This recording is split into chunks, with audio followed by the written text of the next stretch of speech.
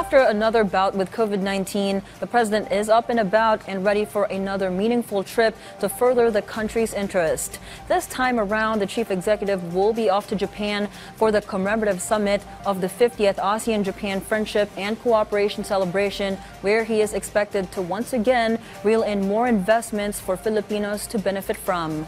Alan Francisco returns with the details.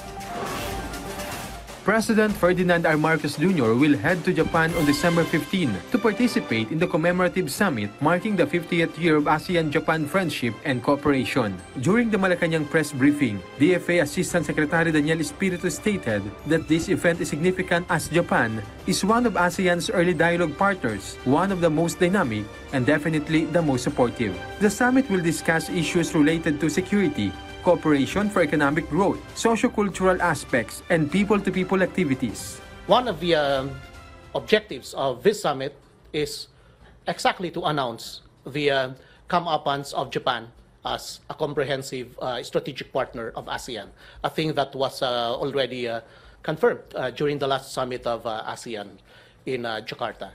Since transnational crimes in the region will be discussed, according to Assistant Secretary Espiritu, the recent bombing incident in Marawi might also be addressed. Upon arriving on December 15, President Marcos' first activity is a bilateral meeting with Japanese Prime Minister Fumio Kishida. On December 16, there are various forums to be attended by business leaders of Japan. On the evening of December 16, there will be a dinner hosted by Prime Minister Kishida. The actual summit will take place on December 17, where discussions are expected on the South China Sea, East China Sea, the situation in Myanmar, North Korea, and more.